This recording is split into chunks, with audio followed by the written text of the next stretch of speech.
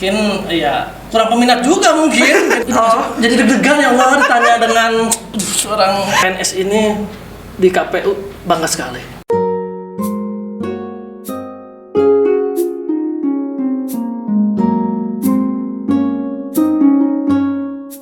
Hai teman pemilih, apa kabar? Welcome to podcast KPU Koror Kabupaten Bogor dengan semangat 5S. Salam sapa, senyum, sigap, dan sehat. Mari kita wujudkan pemilu dan pemilihan yang lebih baik. Better. Mungkin baru bertemu bersama saya. Nama lengkap saya Trina Pertiwi, tapi bisa panggil saya Tiwi. Senang sekali saya bisa bertemu dengan teman pemilih sekalian. Dan kali ini kita akan berbincang dengan sosok yang cukup penting di Kabupaten Bogor, yaitu Bapak Septian Dwi Haryanto. Apa kabar Pak Septi? Alhamdulillah baik. Kayaknya baik. bukan selamat datang ya, karena memang udah di sini ya. Iya, tapi nggak terlalu penting juga sih Bu. Bisa disebut second home nggak kantor? Aduh. Dijawab serius ya? Serius. Penting sih. Karena biasanya memang nih teman pemilih kita ini kan udah dekat banget, jadi santai. Gira sekarang di studio jadi agak kaku sebenarnya Pak Septi ya. Patian. Mungkin Pak Septi ini kalau di nama panggungnya kita panggilnya tuh Pak Tian ya. Oke, apa kabar hari ini Pak Tian? Alhamdulillah baik. Bagaimana Ibu Tiwi? Sehat? Alhamdulillah sehat juga. Kita baru makan bareng siang ini. Lalu sesuai dengan skrip aja kita ya, gimana? Oh baik. Oke, sekarang kita cari tahu Pak Septi sebenarnya lahir di mana, tanggal berapa? Apakah sesuai dengan tampilannya? Aduh, kalau sesuai tampilan tentu tidak. Karena ini lebih banyak putih sebenarnya. Jadi untuk lahir masih di Bogor, Bu. Masih di Bogor, 15 asli, September 88, asli Bogor. Orang Sunda asli orang bilang. Masih muda. Iya, nggak muda-muda banget sih ya. Tapi ya gitulah. Asli lah ya pokoknya orang asli Bogor. lah orang Bogor. Jadi SD, TK, SD, SMP, SMA sampai kuliah pun juga masih di Bogor. Masih di Bogor. Bisa disebutkan nggak latar belakang pendidikannya? Mulai dari PAUD mungkin? Kalau latar pendidikan ini agak ngaco soalnya. Soalnya dari TK, SD, SMP itu ya masih lurus, terus SMA udah mulai agak-agak mencong karena dulu kan cita-citanya itu kan ingin jadi pegawai bank.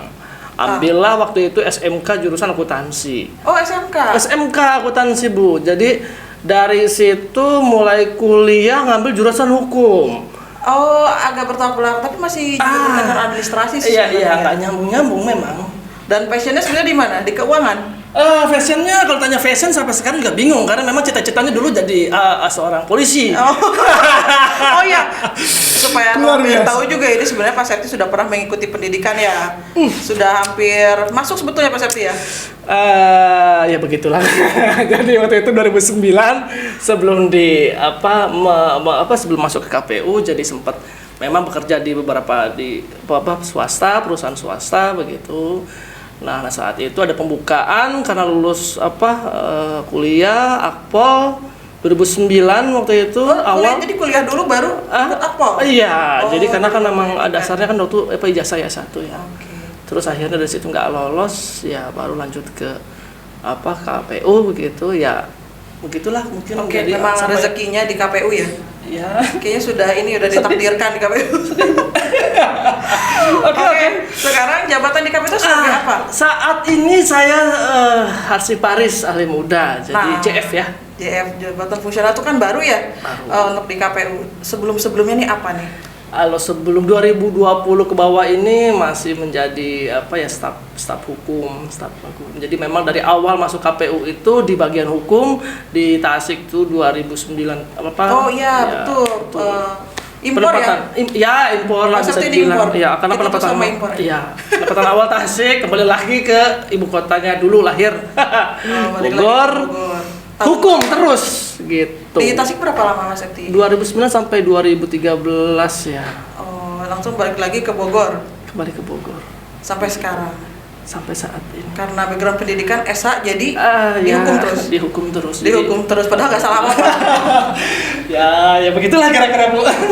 Oke, sebenarnya sekarang tupoksinya apa? JF fungsional Arsiparis.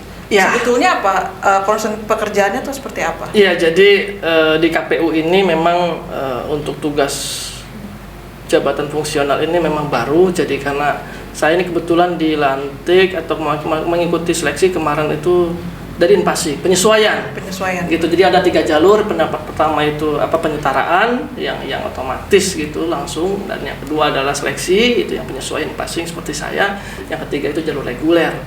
Nah, ini kebetulan pembinanya karena Arsip Paris pembinanya itu di Andri. Jadi tugasnya di KPU ini per 6 April itu lebih kepada penataan arsip, pengolahan arsip statis, pengolahan arsip dinamis, dan pembinaan kearsipan mungkin ya, yang sesuai dengan aturan dari PK Andri. Jadi menyesuaikan aja lah PK per Andri dengan KPU gitu. Jadi nggak jauh-jauh dari masalah musnah dan permanen gitu. Kalau untuk KPU sendiri ini kan banyak banget setelah pemilu, ada surat suara, ada formulir. Nah, itu harus dibagaimanakan sebenarnya Pak Septi ini sebagai Arsip Paris nih?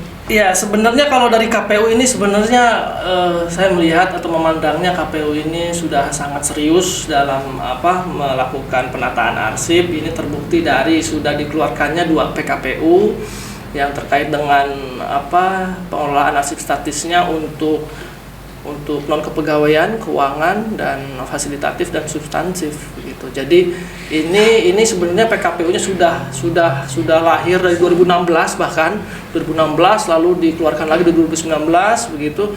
Jadi ada 2 PKPU ini sebenarnya KPU sudah sangat serius dalam membenahi masalah arsip. Nah, ini memang karena keterbatasan JF.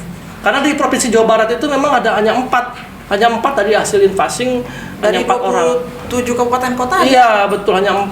Kemarin itu Bapak ini orang-orang terpilih ya Pak ya? Iya, nggak terpilih-pilih amat sih. Jadi mungkin waktu itu ada undangan begitu karena menindaklanjuti Kemenpan RB, jadi kebetulan diikutsertakan.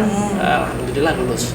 Dan memang ini akan tergolong baru ya, jadi masih menyesuaikan dengan peraturan.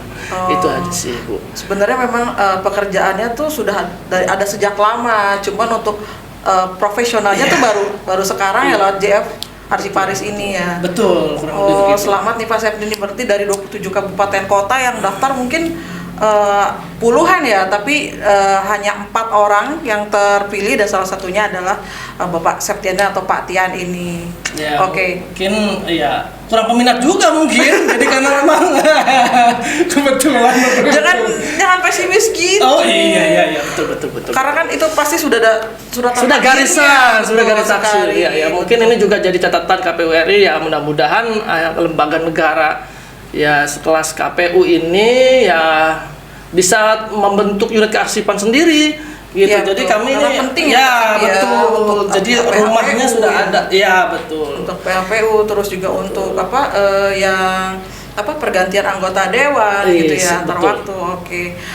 Lalu nih, berarti Pak Septi sudah berapa lama nih di KPU, dari zaman CPNS sampai 2022 ini? Sudah hampir 11 tahun ya. Serius atau bercanda ya? Ini serius Pak Septi, kita serius loh ya teman pemilih ya. Ya Allah, teman pemilih, ini serius sekali pemilih. Jadi teman pemilih, saya di sini baru 13 tahun ya. Jadi tergolong baru lah ya. 13 tahun. Gitu. Kalau Ibu kan lebih dulu kan, dia kata dari saya kan. Ya, kita hanya beda berapa bulan aja sih Pak Septi. Ya. Oke, terima kasih. Udah 13 tahun kan berarti sudah dapat Satya Lencana nih loh, udah hargaan 10 tahun loh. Kalau teman pemilih kalau nih. itu tidak perlu disebutkan teman pemilih. Jadi kalau di atas 10 tahun tentu sudah ada. Oke, selanjutnya Bu. Jadi deg-degan ya Allah ditanya dengan seorang podcaster. Oke, sekarang dalam 13 tahun itu bukan waktu yang pendek. 13 tahun itu pasti udah ada senengnya, ada susahnya. Sebenarnya bangga nggak sih kerja di KPU itu? Saya harus katakan ini bahwa PNS ini di KPU bangga sekali. Jadi dulu zaman saya sekolah itu yang terbesit dalam pikiran saya bahwa PNS itu lebih kepada apa ya? Dasi pucat mungkin ya. Dasi pusat apa ya? Datang siang pulang cepat gitu. Datang baca koran pulang jam 4 gitu kan. Itu terbesit tuh dalam PNS. Tapi ternyata tidak. Jadi KPU alhamdulillah bisa pagi ketemu pagi gitu karena sedang tahapan. Apalagi kalau tahapan ya, betul. Yes. Nih asal teman pemilih tahu ini Bapak Septi ini paling betah di kantor. Makanya tadi dari awal saya katakan, apakah ini second home-nya gitu? Dan sepertinya memang iya gitu. Karena sangat betah di kantor gitu. Jadi mungkin waktunya lebih banyak di kantor ya Pak Septi ya, terutama ketika tahapan. Mungkin nanti teman-teman seiring jalan juga akan mengetahui kegiatan kita nih, ikutin terus pokoknya sampai tahapan nanti. Oke. Sekarang sebenarnya kesan-kesan Pak Septi nih, suka dukanya udah 13 tahun di KPU. Gini, kalau suka dukanya, 13 tahun ini yang saya alami 2 kali masa kepemiluan, 2 kali kepemiluan juga gubernur, pemilihan gubernur bupati. Ini keterbatasan SDM mungkin ya. Jadi ketika sudah memasuki tahapan, seharusnya KPU mempersiapkan motor penggeraknya atau orangnya, aparaturnya itu lebih siap gitu. Ketika misalkan menghadapi pemilu dengan sejumlah orang yang ada, dengan beban kerja yang berat tentunya. Apalagi ini di Bogor mungkin pemilih sudah tahu betul, lah, 3.400.000 terbesar, terbanyak pemilihnya. Ya, se-Indonesia juga. Jadi ini hanya dikelola berapa orang? 17 orang. Nah, padahal kita sudah ini loh Bu, PKPU ini sudah KPU ini sudah mengeluarkan aturan nomor 1 tahun 2021 itu yang mengategorikan di psikologi sekretariat. Jadi ini harus teman-teman pemilih Bogor ini berat sekali, besar beban kerja. Jadi kalau berbicara dengan Pak Septi ini, Pak Tian ini, semuanya ada dasar hukumnya. Ya, artinya teman pemilih ingat ketika misalkan ini kita tahapan beban kerja yang banyak dengan SDM yang terbatas, itu tentu PR yang berat begitu. Jadi harusnya ketika misalkan kita ini berada di zona yang berat tipe A begitu, mestinya SDM-nya dipenuhi dulu, di unsur penunjangnya nih SDM-nya digemukkan. Jadi ketika nanti misalkan kita menghadapi adanya persoalan atau pemekaran wilayah, kita sudah siap. Kalau misalkan induknya itu 50 orang PNS, ketika misalkan di tengah jalan ada pemekaran, itu bisa berjalan begitu. Jadi misalkan dibagi 3 wilayah, kantornya kita KPU lagi, yang lain, nah itu bisa dibagi. Itu sudah siap. Yes, kalau misalkan saat ini sudah terbatas, dibagi lagi, wah. Iya, ya Pak, saya tidak bisa membayangkan itu. Kalau di Bogor tuh mungkin orang-orang awareness terhadap demokrasinya itu udah sangat tinggi ya. Betul, jadi kita ya, penyelenggara juga harus siap ya Pak Septi ya. Betul sekali. Itu kan ketika kita tahapan nih. Menurut Pak Septi, ketika ada orang beranggapan setelah pemilu KPU itu nganggur, KPU itu ngapain? Nah, apa tanggapan Pak Septi? Tanggapan saya ini, mari ikut gabung bersama kami di JFT, Jabatan Fungsi Tertentu. Jadi setelah pemilu, setelah tahapan, kita ada arsip-arsip yang harus kita kerjakan. Kegiatannya masih seguda ya Pak? Jadi betul. Bukannya terus berhenti kita santai. Ini simultan terus, kata selesai. Karena gini, media kita masih media kertas, belum e-voting. Jadi ketika misalkan selesai C1 itu, terus langsung rekap-rekap semua itu kan nanti kita pilih mana yang harus masuk yang nasibnya permanen, yang kita serahkan ke dinas arsip, mana yang harus dimusnahkan. Jadi itu cuma rotasi gitu. Pengadaan, pemanfaatan, terus akhirnya sampai pemusnahan. Jadi gitu, rotasi terus. Nah, ini harus yang digenjot oleh KPU. Setiap daerah harus ada minimal 1 aja arsiparisnya gitu. Jadi setelah pemilu ini ada kegiatan. Dan sebagai catatan histori juga kan, karena bagaimana kita mau maju ke depan kalau kita tidak punya histori, kita tidak punya dasar ya. Pejuang memori bangsa. Pejuang memori bangsa. Oke, keren banget nih kan. Pasti teman-teman pemilih yang mau masuk PNS ya, atau yang sudah jadi PNS lalu ingin berpindah status menjadi jabatan fungsional, bisa ke arsiparis seperti Pak Septi ini, karena pekerjaannya itu bukan santai ternyata ya, dan itu terus menerus continue. Dan ini sampai mungkin nggak kerasa dari sekarang tahun ini sudah mau ke pemilu, nanti pasti akan ke pemilu lagi. Betul. Oke, Pak Septi, sebagai ini nih sebelum closing, quote Pak Septi ini untuk teman-teman pemilih, untuk membangun semangat kerja itu seperti apa Pak Septi? Ada nggak coba untuk teman-teman pemilih? Baik teman pemilih, quote dari saya hanya satu. Kerja ikhlas, niatkan karena ibadah. Kalau kata Pak Mario Teguh, super sekali. Karena ini betul. Jadi teman pemilih nih ya, karena kita tuh sebenarnya tidak pernah serius, maksudnya karena sudah hampir 7 tahun lah, saya juga baru gitu kan. Hampir 7 tahun kita bersama ini, jadi kayaknya udah gak ada jaim-jaim gitu loh. Jadi agak canggung sebenarnya ngobrol di studio kayak gini ya, di podcast gini. Oke, teman pemilih, demikian obrolan kita bersama Bapak Septian Dwi Haryanto, atau nama panggung itu Pak Tian. Baik, teman pemilih, jangan lupa di subscribe, like, comment, and share. Terus nyalakan juga tombol loncengnya, serta follow semua akun media sosial KPU Kabupaten Bogor di bawah ini. Oke, nantikan episode-episode podcast KPU Kabupaten Bogor lainnya di YouTube channel KPU Kabupaten Bogor. Akhir kata, atas nama seluruh tim KPU Corner yang bertugas, kami pamit undur diri. Wassalamualaikum warahmatullahi wabarakatuh. Waalaikumsalam. Betul.